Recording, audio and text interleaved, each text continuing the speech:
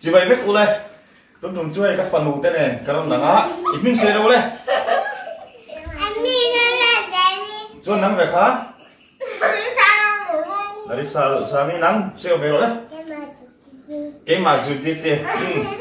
oleh tôi trồng chuối hay vậy thế thì anh không bùi na bị tổ là anh thiếm tổ anh thiếm tổ khá chuối nó sờ đo đi đúng rồi sao sáng ô em tôi là chuột em giải tôi mình so mà ngã bây giờ chụp phốt là bây giờ ding đó đấy ding là giải đấy tôi là em giải tôi mình so bằng đấy cái nó sạc quy luôn xem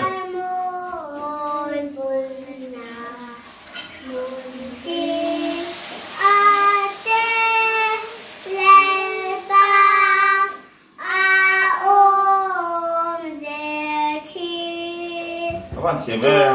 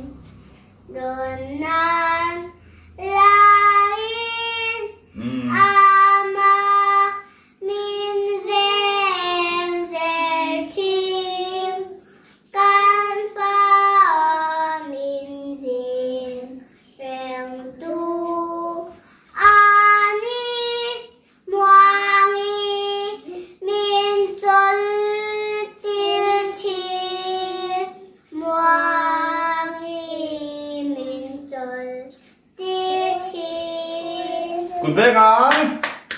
được rồi em lấy sao lên lắc co mình sẽ chụp lấy tôi là giải tôi đến áo mình sẽ lắc lá lấy sai giải tôi cần xôm nè yon vang vai te mi khoa gắn nhìn mà sẽ vào nào gan nhìn alo nói vào thiên alo nói vào thiên Pan đấy tụi bé gắng lên lên tôi là chuyên chỉ đi ra thì cần so về á lên ơi không không khi video nó cái trội đâu anh bắt chặt tiêu về thôi chút bộ em chút về em thấy nào chút tệ đấy ini kinh kho bố tôi bữa nay hôm nay em không có lên em biết là áp lộ áp chọc chết vào đó áo thì còn gì đó áo thì còn gì đó áo thì còn rồi lên chú nó lên anh ấy chưa cái số đằng sau lên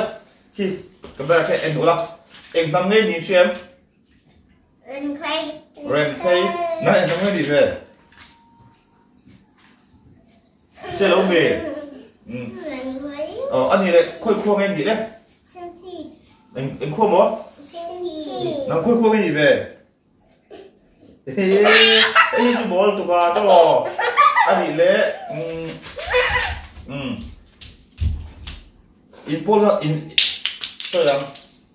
class in sao đi class 1 đó class 2 đó em ấy thì về xin school đi về em sao school đi về em lúc ấy cắn cồn với nó vậy thì em ấy thì về phim chụp lại giờ vừa đi là cây chín bó tôi là cà phê chín xem ăn đủ các tôi mình khá ăn được tự y ăn đi bó ăn được tự y ủa thì chúng em còn chín bông một té tôi em bông một té in được chín bông một té in được sẽ ăn được cái đó ok em biết chưa bắt cắn rồi vậy à em biết phun đó miền là tôi em miss mình miss Amwani mỗi tên in miss mình về miss Pate đi đi năng in miss mình về miss Mami anh được Pate về hay chú uất đi à huôi về em huôi về em Ở đây.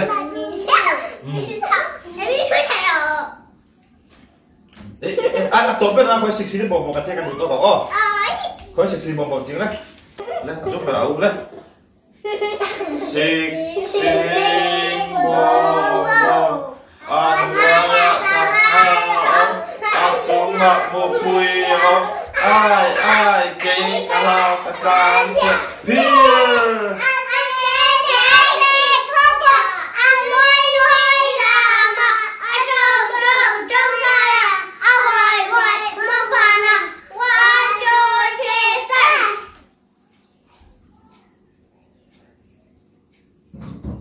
Ok. Bye bye rồi, cái camera kia đấy. Bye bye.